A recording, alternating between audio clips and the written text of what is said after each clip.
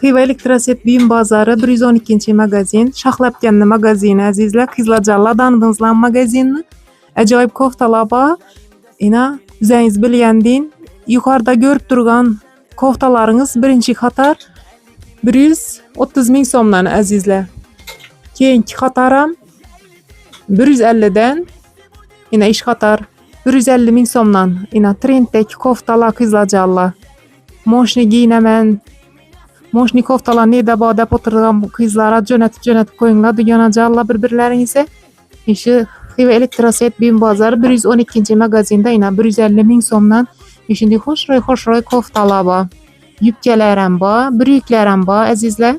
Bilasizlar, Shoxlabganda hamma yangiliklar ko'p. Ina hozir tovarlarni ochib turibdilar. Obzor etmagan vaqtlari yo'q azizlar. O'zim aytib turibman baholarni. Ina ish ko'rib turgan oq koftalaringiz 160 ming so'mdan. Lekin bu men aytib turibman, lekin Xiva O'zdurdana kanalning podpischiklarine gelishtirib arzatib beraman deb turibdilar. Ina yubkalar ham xilma-xillari bor ina. Jensopkalar ismi hammasidan bor. Ina yubkalar. Azizlar, homilador qizlarimiz bo'lsa, jo'natib qo'yinglar. Shunday sarafonlar qarab o'tirgan qizlar bo'lsa, ina rang-barang beremenli sarafonlar bor ina azizlar.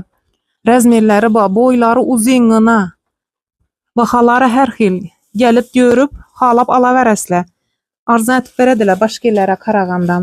Ina azizlar, tovarlar ko'p, ina ochilmay turibdi. Hozir ochib turibdilar ina. Ina tozaga ina koftalar ina ishorda. Bu yerda 150 ming so'mdan 180 ming so'mgacha bo'lgan koftalar bor azizlar. Toza geldi. Ina ishora qo'yib turibdilar toza gellarni.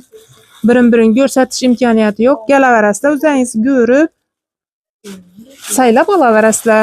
Xiva Elektroset buyum bozori 112-magazin. Shoxlabganni magazini qanday desangizlar ko'rsatadilar azizlar.